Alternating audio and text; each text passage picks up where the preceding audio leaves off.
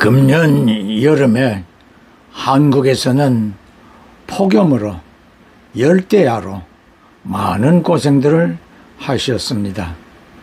이곳 뉴욕은 작년과 같이 몇 번 무더위와 물난리가 있었지만 비교적 여름을 쉽게 지낸 것 같습니다. 그래도 7월과 8월 두 달간 저는 정장을 하지 않고 클로즈 셔츠만으로 설교에 임하였습니다. 오늘은 9월 첫 주일이자 9월의 첫날입니다. 살같이 빠르다는 세월의 유수함을 다시 한번 느끼게 하듯 금년의 8개월을 어느새 지나게 되었습니다.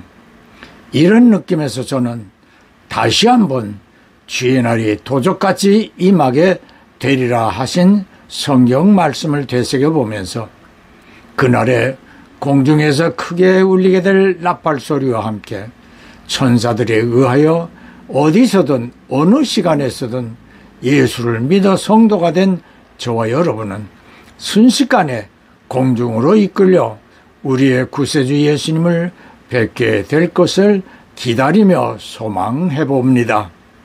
기독교 역사를 통하여 성도들이 가장 핍박을 받은 시기는 로마 제국의 말기라 할 수 있겠습니다.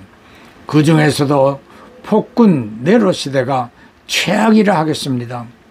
그런데 그 핍박과 환난 가운데서 성도들은 죽음을 두려워하지 않고 신앙을 지켜내었고 결국 로마 제국은 기독교를 인정하고 로마의 국교로 결정하므로 오늘 우리에게도 예수 그리스도의 복음이 전파되었고 하나님의 은혜로 구원을 얻게 되었습니다. 로마 황제들이 그리스도인들을 극악하게 핍박하였지만 당시의 성도들이 듣고 믿고 전파한 구약성경 모세의 5 성경과 12 제자들이 세상에 전하였던 예수 그리스도에 관한 이야기들이 로마 제국을 기독교 국가로 전환되게 하였습니다. 로마는 황제를 신으로 숭배하도록 하면서도 구약 성경과 예수에 관한 이야기를 변조하지는 않았습니다. 전통적으로 중국의 기독교 핍박은 십자가 철거였습니다. 그럼에도 불구하고 중국 지하교회는 지속적으로 성장했고 현재 중국 기독교인은 1억 3천만 명에 달합니다. 기독교 박해가 오히려 교회를 성장시키자 중국 공산당은 이제 성경 자체를 표적으로 삼았습니다. 성경의 사회주의적 가치를 담은 구절을 첨가하고 공산주의적 신념을 반영하지 않는 구절을 삭제했습니다.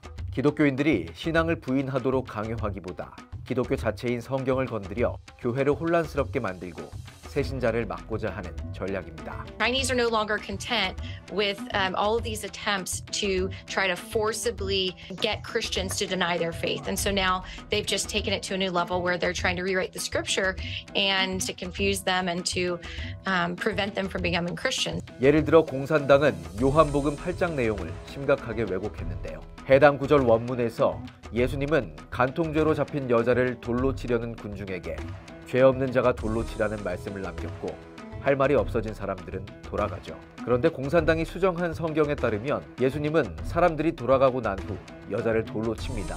그러면서 나도 죄인이다 라고 말씀합니다.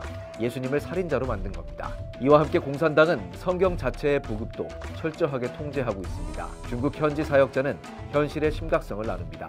We have seen the escalation. The Bibles for children is totally forbidden, and all the Bible apps were forcefully removed from every e-commerce app store. Millions of Chinese Christian children were forced to sign a form renouncing their faith in public. 전략은 바뀌었지만 중국 공산당의 기독교를 향한 일관된 방침은 통제입니다. 그들은 기독교 메시지를 공산당으로부터 통제권을 빼앗을 잠재적 무기로 인식합니다. 성경의 새로운 번역도 중국 공산당이 교회와 사람을 통제하고 기독교를 흡수해 당에게 봉사하게끔 하려는 또 다른 수단일 뿐입니다. 그뿐 아니라 공산주의의 원조인 소련에서 교회를 파괴하고 교회를 공산주의의 적으로 규정하며 신앙인들을 동토의 땅으로 유배시키기도 하였으며 북한의 김일성 역시 공산주의를 위하여 교회와 성도들을 파괴하고 처형하여 북한 땅의 교회는 말살되고 말았습니다. 이들은 이에 성경을 소지하거나 읽는 것을 통제하면서도 성경 내용을 변조하거나 조작하지는 않았습니다.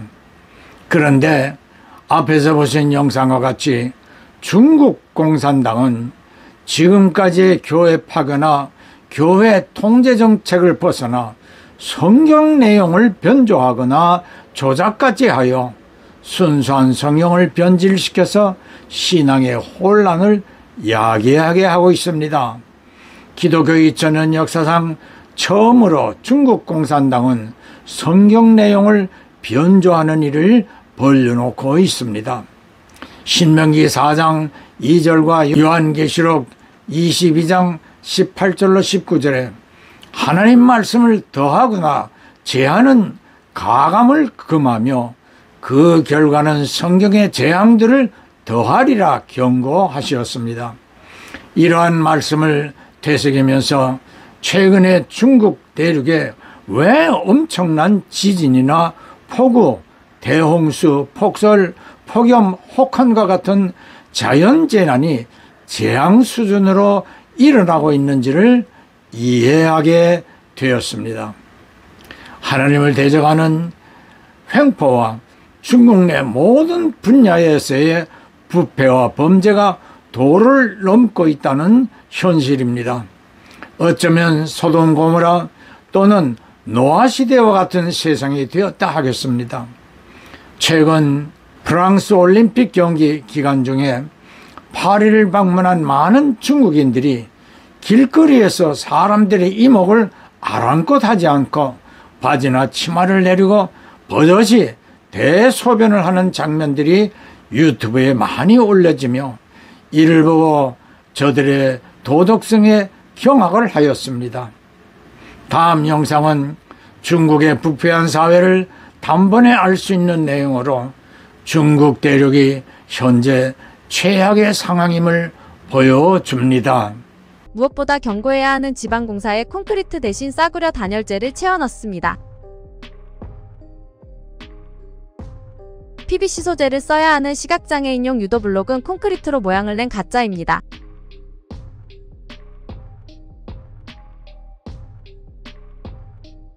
벽돌집도 벽돌 모양만 낸 가짜입니다.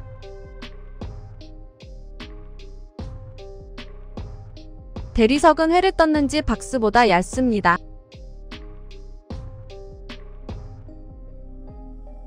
콘크리트 계단은 탕으로 만드는 법을 참고해 만들어졌습니다. 듬성듬성 세워져 있는 벽돌이 보이십니까?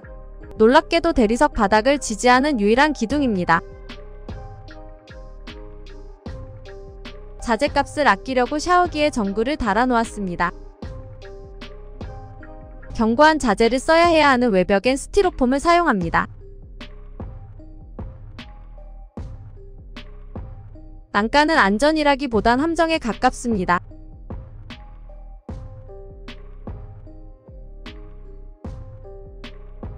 기둥에 들어가는 철근도 가짜입니다. 시멘트를 붓는 것만으로 힘없이 부서져 버립니다. 결국 그 기둥은 무너져 버렸습니다. 볼트는 손으로 대충 조이고 벽돌은 보이는 부분에만 접착제를 붙여 놓습니다.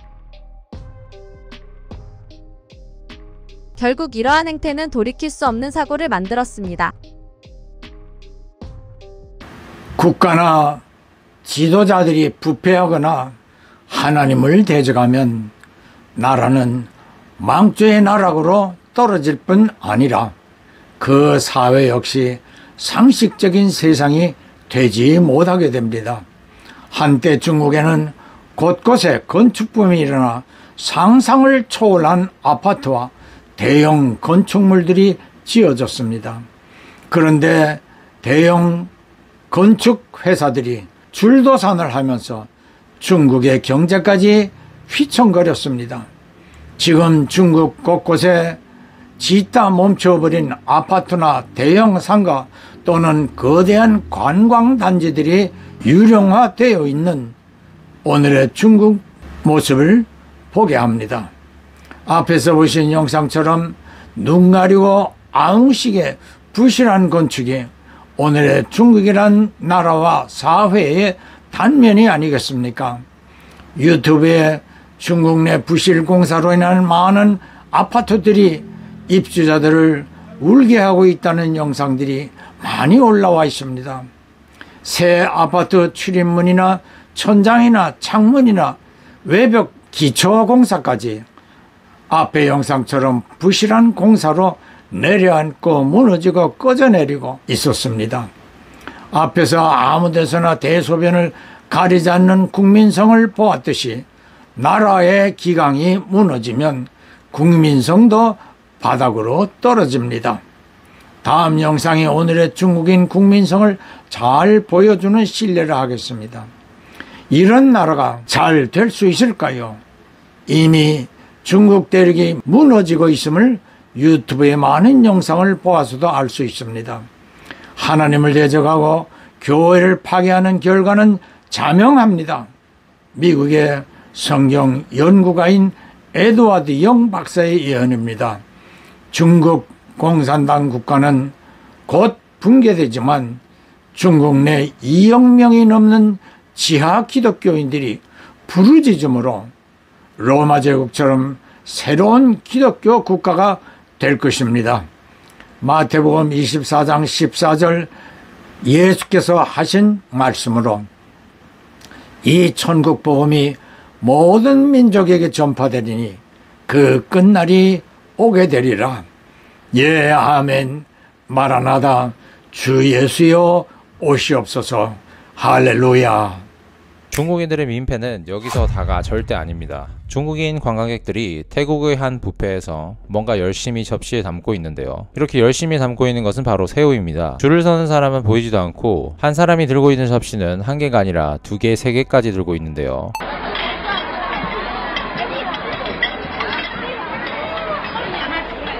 이 영상은 베트남의 한 시장에서 찍힌 영상으로 단체 중국인 관광객들이 질서 없이 자기 그릇에 조금이라도 더 해산물을 담기 위한 모습이 보입니다. 정확히 20초 만에 접시에 있던 해산물들이 모두 사라지는 마법을 보여주는 중국인들입니다. 이 베트남 요리사는 똥 씹은 표정으로 20초 만에 사라진 해산물들을 다시 구우려고 하고 있네요. 이 영상은 베트남의 한 호텔에서 손님들에게 과일을 나눠주고 있는 모습인데요. 과일을 나눠주기 전부터 이미 중국인 관광객들은 직원을 둘러싸고 접시에 과일을 올리자마자 2초 만에 모든 과일이 사라집니다.